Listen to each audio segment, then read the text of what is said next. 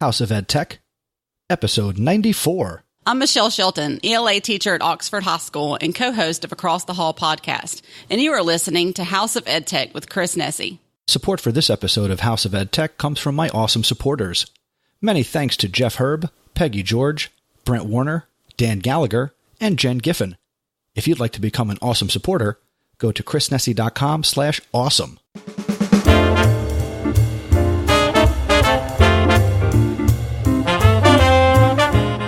Welcome to the House of EdTech podcast.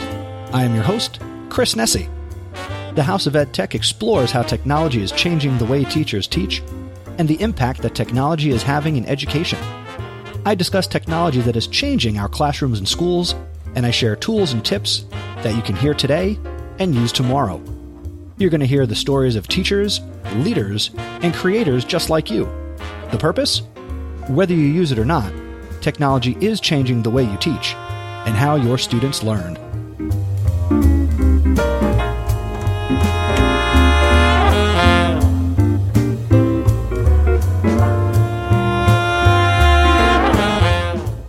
I have got a great show for you today. Thank you so much for checking out episode 94 of the House of EdTech podcast. Coming up in this episode, I've got my EdTech thought, where we're going to take a look at getting educators to change their minds and try something new. Of course, I've got the House of EdTech recommendation, and we're going to talk a little bit about screencasting. No episode is complete without a House of EdTech VIP, so I've got one for you today. And my featured content in this episode is, of course, a conversation I recently had with Miss Katie Gardner, who is a Kindergarten ESL teacher from North Carolina. Just a couple of notes here at the top of the episode. First, I want to say hello to everybody in Canada, and really even more worldwide, but the House of EdTech has a new network affiliation. I haven't left the Education Podcast Network, mostly because I started it and I control it, so I'm not leaving it, but I was not opposed to making sure that this content could be heard as many places as I could get it. And I'm happy to announce that the House of EdTech is now a part of Voice Ed Radio. Thank you to Stephen Hurley and everybody over at Voice Ed. If you're looking for more great content, some of it's also on the Education Podcast Network, some of it's not, but they have some really talented hosts, and Voice Ed, they're specializing in doing a lot of live content, which I might get into if my schedule ever allows me to. But for now, you can listen to the House of EdTech streaming through Voice Ed Radio, and you can go over to voiced.ca, and that is voiced.ca. Thank you again to Stephen Hurley, and I'm looking forward to being a part of the team over there. Next up, we have a little bit of feedback.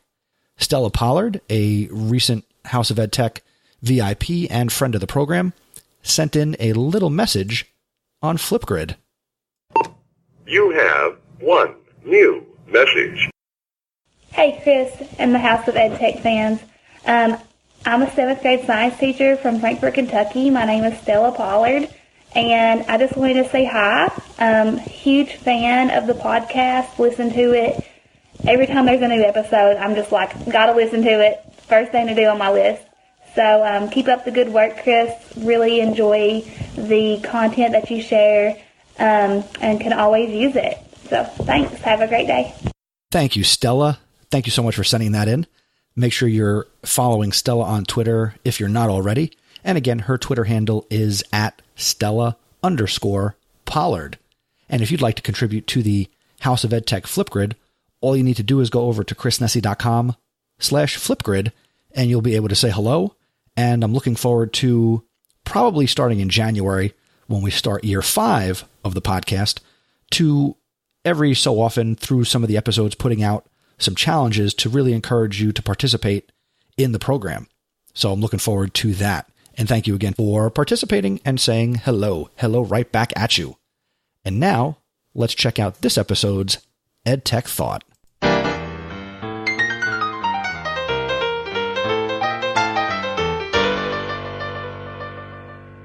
So for this episode's EdTech Thought, I got a question from a listener, name redacted, and the listener posed the following question to me via a Twitter DM.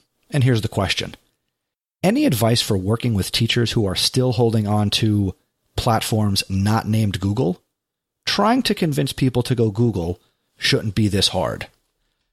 Okay, unnamed listener, here is my thoughts on this. My biggest piece of advice for trying to convince anybody to do anything, so we can even take education out of this for even a second. If you want to be convincing and get somebody to see your perspective and see what you see about something, you need to show them the value. Now, if we come back into the school setting, you could show all the value in the world about Google. But some of the factors that might hinder this could be many. One specific thing that comes to mind is, let's say you work in a district that has invested money in a other platform that's not Google. Well, some of the value is the fact that the district could save money and reallocate some of those resources to someplace else because Google is free.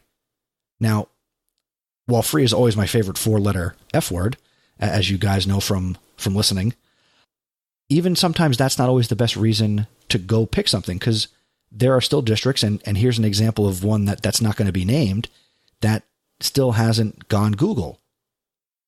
Technically speaking, that's okay. Now, I would struggle with this if I was in your position, because I believe in Google. But unfortunately, you might be in a spot where you need to just believe in where your paycheck comes from. But don't stop. Continue to use Google where you can, and continue to show Google as an option.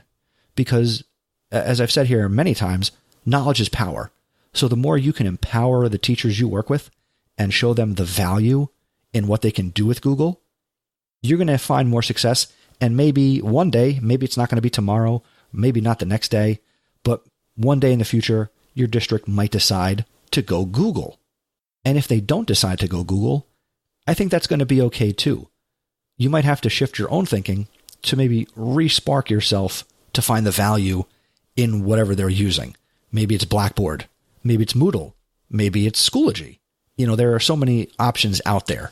But I do understand the mental pain that you would be feeling if your district doesn't do what you think is right. But just remember, even then, sometimes that's okay. But I encourage you to continue to support your teachers and show them the value in Google, and not just talk about, pie in the sky stuff. And, maybe you talk about like moonshot thinking, and this is like all this abstract stuff. Give your teachers concrete things that they can use tomorrow in their classroom. Maybe it's not specifically Google Classroom, but it's Google Docs, it's Sheets, it's Slides, it's Google Sites, Blogger, YouTube, some of these tools. Just show the value and show them what they can specifically do. And that's my EdTech thought.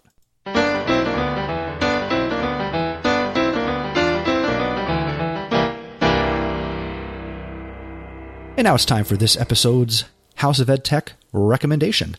Today's House of EdTech recommendation is inspired by a recent post on Richard Burns' Free Tech for Teachers blog, where Rich talks about some screencasting tools.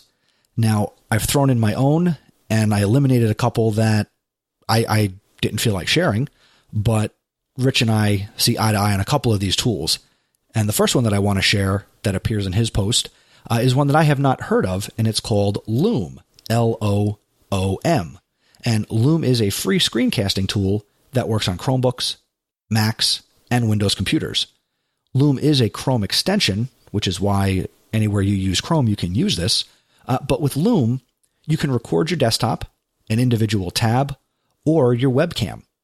That means Loom can record webcam video on a Chromebook, which, since everything is web-based on a Chromebook, there's no downloadable webcam software that you can get.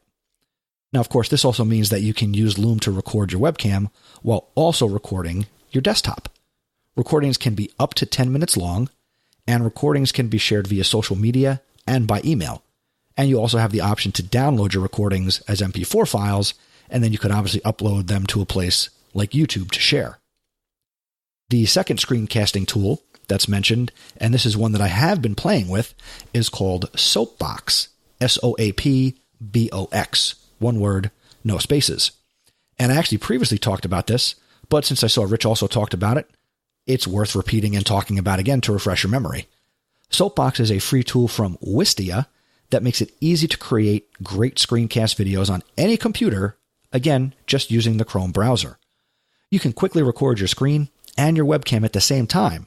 The coolest feature of Soapbox is that you can have your video transition from your screen to your webcam, or a combination of the two, really easy in their really intuitive editor. The editing tools are again simple, and they allow you to zoom in on an area of your screen and call attention to specific spots on your screen. So far, if you've played with Loom or you've played with Soapbox, let me know. Leave a comment in the show notes for this episode over at chrisnessy.com/94. And two more to talk about. The next one, number 3 on this list. I've been using this for a couple of years myself, and this is the Nimbus screenshot tool. And this is a favorite of mine because it's easy to use to capture different still images as well as video in Chrome. Other tools just kind of start recording the second you hit it. But the nice thing about Nimbus is it actually gives you like a little countdown timer. And you'll be familiar with this if you've used Flipgrid, where it kind of gives you a 3, 2, 1, and then it starts recording.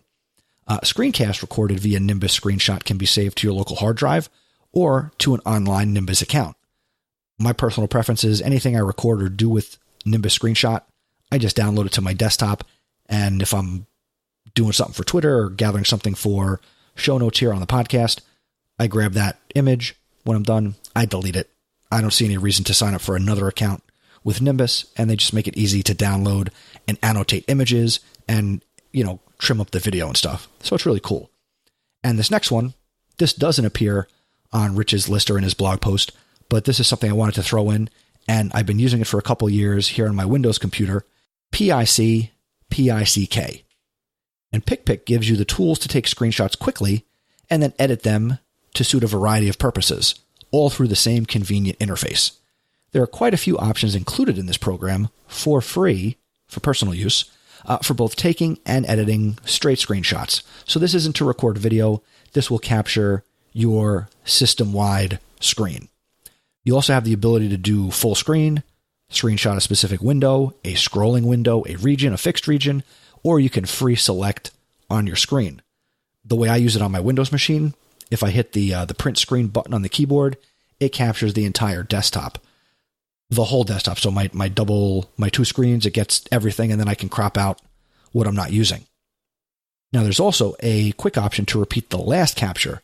So this is a cool little feature if you need to keep capturing the same region and you just want to move things into that area of the screen to get a screenshot. It's an excellent option if you often use screenshots in your work to make tutorials or really just anything you're going to capture that's visual on your computer. Once you get the hang of accessing the parts of the program you want to use the most, it's really convenient and a quick solution.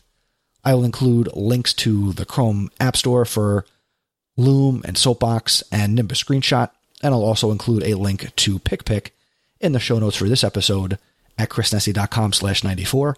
And of course, if you've used any of these or you have a different favorite screencasting tool or screen capture tool, I'd love to hear about it. And listen to the end of the episode and you can find out all the different ways that you can submit your feedback and appear on the show. And that's my EdTech recommendation.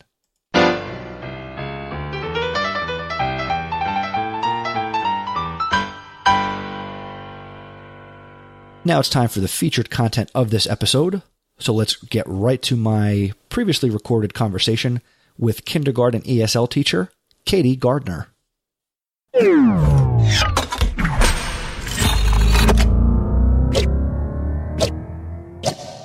And now joining me on the podcast via Google Hangouts, Miss Katie Gardner. Katie is an ESL teacher from North Carolina. And as I said at the top of the show, we're going to be talking about integrating technology into the ESL and kindergarten classroom. Katie is a 2017 Apple Distinguished Educator, as well as a 2016 PBS Digital Innovator. She's got a boatload of experience presenting in her district, at the state level, the regional level, and also the national level on a variety of topics related to the ESL classroom and also, the littles, the kindergartners. So without further ado, Katie Gardner, welcome to the House of EdTech. Thank you so much for having me. It is my pleasure. I mean, we connected relatively recently, but I instantly saw, wait a second, she does something that I don't know anything about and haven't had anybody like her on the show before, so I had to have you on. Oh, great. Well, I'm glad we were able to connect. So why don't we dive in? I've always said that it takes a special kind of person to teach at the middle school level, and I think we can all agree on that. But I also think it takes a special kind of person to work with some of our youngest learners. Can you share a little bit about how you got into education and why you work with kindergartners? Growing up, my mom was a kindergarten teacher, so I grew up helping her in her classroom and getting it ready for the upcoming school year and just loved it. So I knew right away that I wanted to be a teacher. Growing up, working with little ones, tutoring, student teaching in kindergarten, and then it was a love and a passion of mine. And I also had a lot of experience working with ESL students. So I knew right away that's a specialty of teaching that I wanted to work in. And it's my passion. I love it. Well, that's good. I mean, if you didn't love it, we would stop now. But you do love it. So that's a really good thing. Yeah. Obviously, in teaching English as a second language, for the majority of your students, what is their primary language at home? We are over 50% Hispanic. So the majority of my students are Hispanic. We do have a few from other cultures and languages as well, sometimes Bosnian. We have a small Bosnian population at my school as well. Then some others mixed in sometimes, but for the most part, it is Spanish.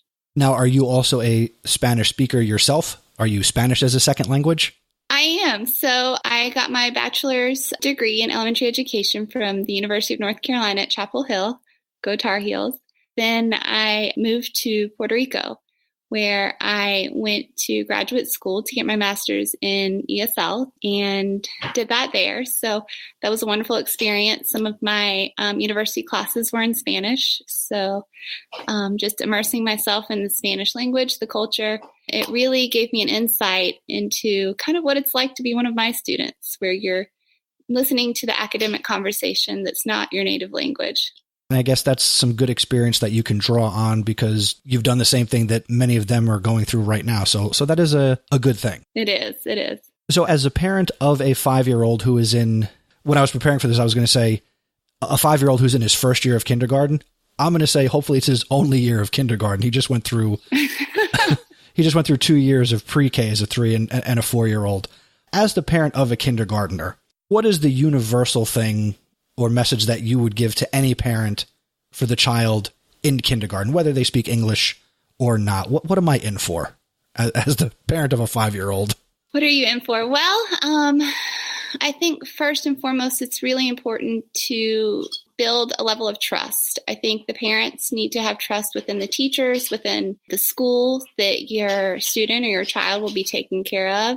He or she will be loved, that our school is going to be a warm, welcoming, positive environment for your child to come and learn and have fun and learn not only social skills, but academic skills and life skills that they can use outside of the classroom. So I really, truly believe it's, you need to form a team between the teachers, the parents, the students, and know that we're all in it for the student's best interest. And as a teacher, I'm going to do everything and anything I can to support your child in growing. You've made the transition very easy when you use words like support and grow.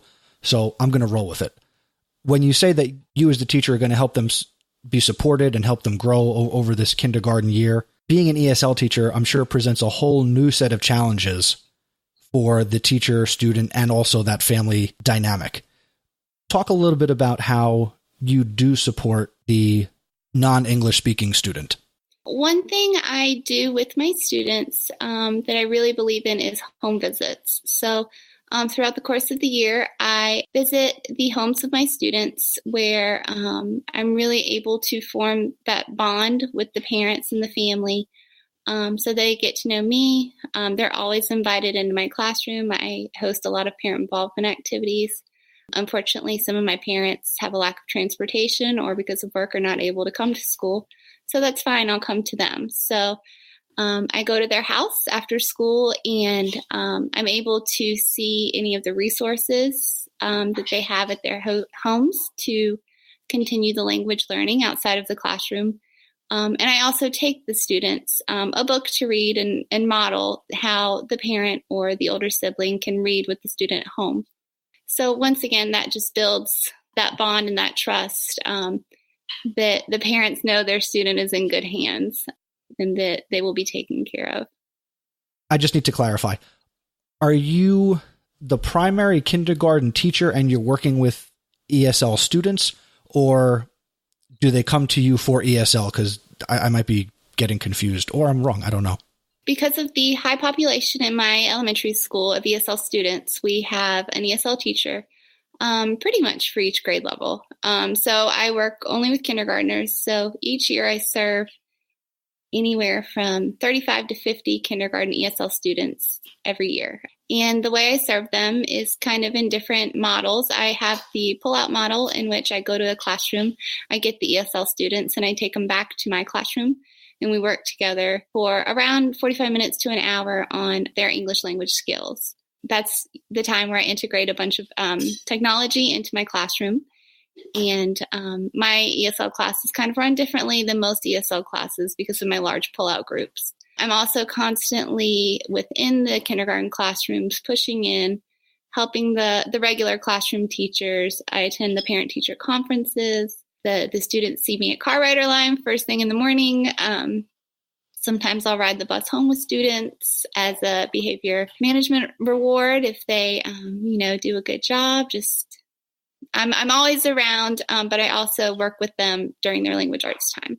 Thank you for clarifying that. That puts it all in perspective for me. Okay. So you also mentioned there are some things that you do that are obviously forward-thinking in the ESL classroom. Let's dive into Katie Gardner's technology wonderland in the ESL classroom. So the floor is yours. What tech are you integrating and using to help move these students forward? Sure. So when my students come to my ESL classroom for 45 minutes, it is nonstop action-packed. First and foremost, when my students enter the class, I try and create a warm, welcoming environment for them to feel safe in learning and trying the new English language. My class has a daily routine, a predictable routine. So once again, the students know what to expect when they enter my room, which also eases their anxiety. In my classroom, we start out with a mini lesson, a group lesson, and then we have center time. And this is kind of different for an ESL pull-out class because of my large groups. I really do believe in centers. I think it's a great time for students to collaborate, learn from one another, and I'm able to kind of facilitate around the room, assessing students, helping those who need extra help. My centers in my classroom center around the language domains. So we have a reading, writing, speaking, listening, vocabulary, and the word work center, which is kind of like phonics. And within each center, there's some kind of technology integrated into it. Students are either asked to use technology to prompt and guide them in creating a pencil to paper product. Because I do believe in kindergarten, I do a lot of writing with my kindergartners, and they're just learning how to write. A lot of mine come to me not knowing how to hold a pencil. So we do a lot of pencil to paper work, but with the prompting of technology. Some of the centers do require students to create a digital product. So they are creating things on a digital portfolio such as Seesaw. And when I do go to my home visits, if the students happen to have technology within the home, this is a time where I will show them different apps and programs they can use on their tablet or iPad to once again continue the learning outside of the classroom. Do you find that a lot of your students have access to technology in the home or no? Some of them do, yes. And it's just a matter of they don't know really how to use it or how it can be used to help them read or listen to books, or different kinds of free apps that they're able to download or get on their devices. And you had also mentioned Seesaw, which I've heard of. I haven't used it, but the person who is always recommending it to me is Justin Schleider. He's been on the show before. He's a phys ed teacher here in New Jersey. Can you just go over what Seesaw allows students to do, and then how you have the kindergartners using it? Sure. Seesaw has been an incredible tool for me to use with my ESL kindergarten students. It allows them to create a personalized digital portfolio, which not only parents can see their classwork, but they can also connect with other ESL classes through a classroom blog. So my students are able to set up our classroom blog on Seesaw, and we have blogging buddies in which we kind of blog with other kindergarten ESL students that use Seesaw. They're able to see our products. We're able to see theirs and comment and like them. With the Seesaw portfolio, I'm able to kind of push out or roll out activities for my students, and they can copy and edit. It's a great tool for my students to practice their language domains. So they're able to read, write, speak, listen. And now Seesaw has rolled out new features such as a parent communicating messaging feature, as well as I think a translating feature as well. So that's going to be really neat to see how I use it this year to do parent communications as well. And that's a big key to the whole thing as well, as you had mentioned when we started. Now, with Seesaw being something you use for the creation of portfolios, and students can, do the video and the reflection and the writing component, I'd be silly not to ask if Flipgrid fever is going to be hitting Miss Gardner's classroom this school year, since, everybody's got the fever. So is Flipgrid going to be a part of what you're doing this year as well? It is. I used it last year, and I actually just became a Flipgrid certified educator. So I look forward to continuing using it this year. I love Flipgrid in that I'm able to really assess my students' listening and speaking skills. They're able to, because with the kindergartners, they're able to see and hear my question. If it's a comprehension question of a read aloud story or a short video we watched, or even the meaning of a new content vocabulary word we're studying, they're able to easily video record themselves with an oral response. And this is really important because in the kindergarten ESL room, we practice a lot on answering in complete sentences. So I'm able to look back at their responses and see if they were able to answer in a complete sentence. And if not, then I need to provide them with the necessary support, such as a sentence stem or word cards. Also, in thinking about a different way to use Flipgrid this year, which I'm really looking forward to, is parent involvement. I would like to, at my first parent involvement, have different Flipgrid questions throughout the meeting for parents to access on our classroom iPads.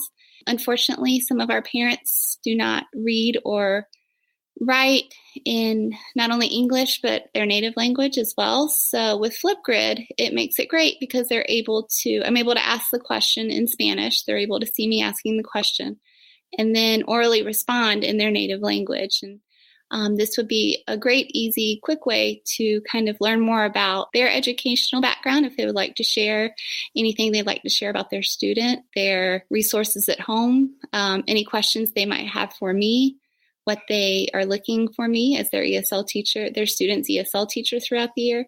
Just different questions like that to integrate technology and kind of have a database of all of their answers to my questions in just a simple parent involvement activity. I had actually just seen an article in the last couple of weeks where maybe it was first or second grade. So obviously I think it would work really well at the kindergarten level, where the teacher had the parents of all the students give like Flipgrid video messages of like encouragement and support and, I love you and, you're going to do great this year. And it helped to ease that young learner of being scared. And you mentioned some tears at the beginning of this. So yes, I love that idea. I think that's great. And I think the beauty of Flipgrid too that I've seen in my students is especially those shy ESL students that don't like trying to speak English in front of large groups. They're able to take their iPad to a corner and the response that you get out of them is just, wonderful because they don't have the anxiety of everybody looking and listening to them. Now, you've mentioned iPads a couple of times. Is that the hardware of choice for your school or your district, or is that just for your classroom? And what else, if anything, is available in terms of hardware for your students? My students do have a set of classroom iPads that they can use. And we also have a set of ESL iPads through our ESL department. So I always have a iPad for each of my students placed within my centers, or, we use them whole group in our mini lessons. So another way I love to integrate technology within especially my listening center, is using QR codes or Erasmus. And what I will do is I will think of a sight word sentence with the new content vocabulary that we are studying, if it's a science or social study word. And I love creating avatars of myself, either using my class avatar or Telegami. And the students will either scan a trigger with the Erasmus app or scan a QR code with Enigma, and they will see me as an avatar saying a sight word sentence with the new vocabulary word. And then they must use our classroom resources, our sight word wall, and anchor charts with the new vocabulary words to write what they hear. I really, really love to find innovative and fun ways for them to write.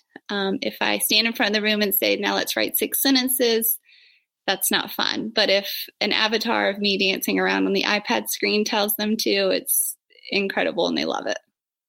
We call that engagement. Right.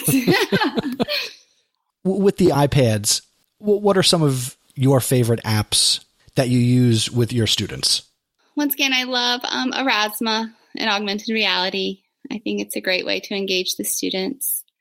Let's see, Write Reader has been an excellent program for my students to use to create stories, write stories. Using Write Reader, it has an image bank for the students to choose from, or they can use the camera on their iPad and then write the text to go along with the image. And the neat thing about it is it gives you the opportunity to print out the story that they read. So, for example, in my ESL summer camp, we were studying fairy tales. So the students were able to take fairy tale pictures from the Write Reader word bank, create their own fairy tales. They made it into books. We printed out our books. We dressed up as princesses and knights in shining armors, and then read our books to our peers and our families, and they loved it. Let's see, I love Telegami, ChatterKid, ThingLink, Edpuzzle, Bunsy, Recap, my school avatar, Discovery Virtual Reality. We go on virtual reality field trips with our iPads. I have used Flipgrid, of course, Pic Collage, Book Creator, and now I have really started using, and I like it a lot, Clips. It's a new Apple app called Clips, which has been really neat to try and use and figure out ways I'm going to use that within my classroom this year as well. The thing I love about it is it has a bunch of the built-in supports that my ESL students need. So while you are creating your video, text will come up on the screen of things that you're saying. So they're able to get the word support as well as the audio support. Very cool. And so before we let you go, how can my listeners get in touch with you, connect with you, and pick your brain after hearing you? Oh, sure. So I am constantly posting pictures and tweets on Twitter about things my students are doing within our classroom, different apps or programs we're trying out.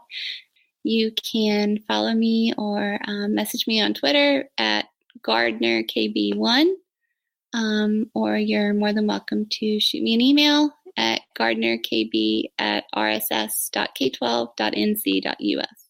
Thank you so much for taking some time here to share your story and give us a little peek into the window of your kindergarten ESL classroom. Thank you so much. Thank you so much for having me. It's been an honor.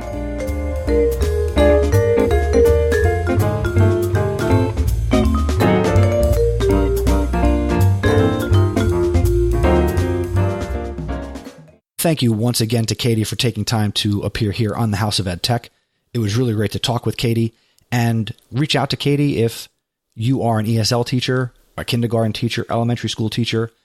As you heard, she's got some really great strategies for using technology in her classroom. And to be honest, between you and me, they're applicable whether you're doing ESL or non-ESL teaching. And I think a lot of her strategies would also translate into higher grades as well.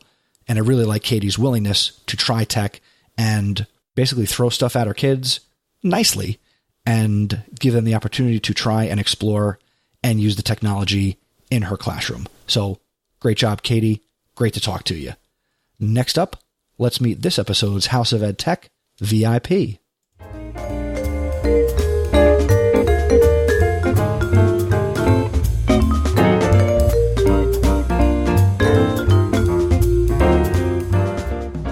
This episode's House of EdTech VIP is Miss Tammy Jimenez. Tammy Jimenez is an elementary school teacher and education enthusiast from Mexico. She also hosts a podcast called Time to Teach, and I need to shout out Tammy here because she has also started a really great and lively Facebook group for educational podcasters that I'm happy to be a part of and get to interact with other people who do this. To talk a little bit about her podcast, Time to Teach is a show for teachers, that's you, hosted by a real teacher, Tammy, and this is a show for those enthusiastic about education. It is a show where she shares tips, suggestions, and advice on all aspects of teaching. In addition, you'll hear students and educators share their views, perspectives, and ideas. From the first-year teacher to the seasoned principal, this show is perfect for anyone passionate about education and interested in continuing to grow as an educator. Go ahead and buckle up because teaching can get bumpy, but it's always worth it. You can check out Tammy's podcast and her work at timetoteach.libsyn.com. So definitely go subscribe to her podcast. Tell her Mr. Nessie sent you. And also, if you are an educational podcaster, connect with Tammy Jimenez on Twitter and get yourself into the Education Podcasters Facebook group. And if podcasting's not your thing, but you want to connect with Tammy, I encourage you to do so, of course. And she is on Twitter at TammyJ123, TAMIJ123. Congratulations, Tammy. You are a House of Ed Tech VIP.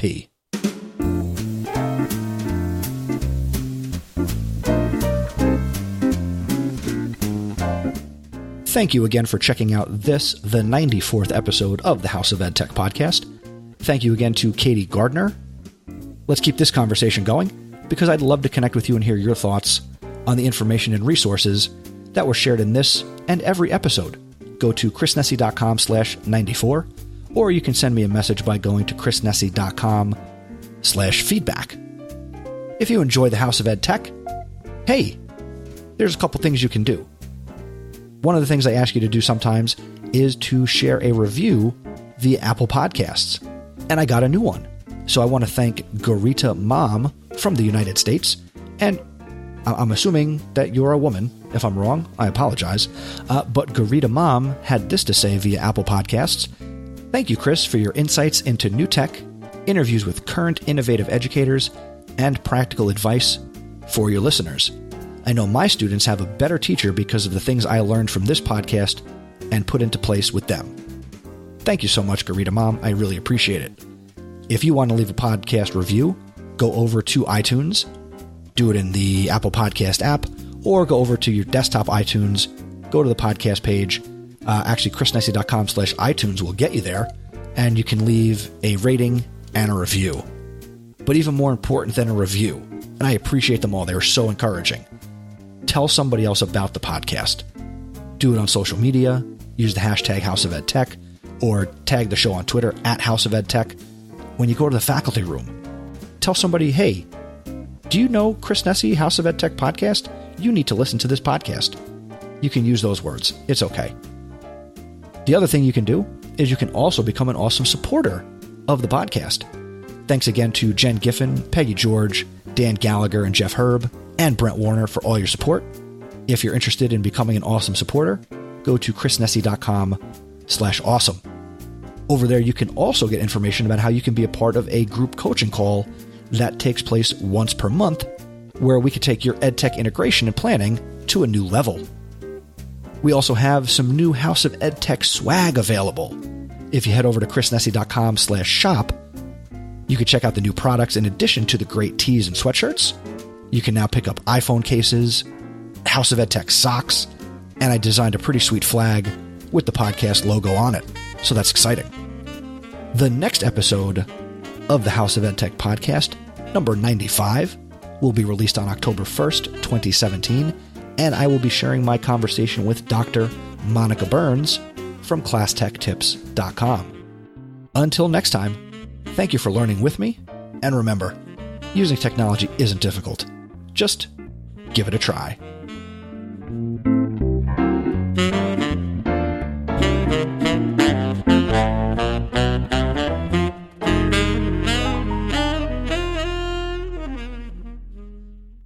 The House of EdTech is a proud member of Voice Ed Radio. Voice Ed Radio. Your voice is right here. For more great content, go to voiceed.ca. The House of EdTech is a proud member of the Education Podcast Network. The Education Podcast Network. Podcasts for educators, podcasts by educators. For more, go to edupodcastnetwork.com.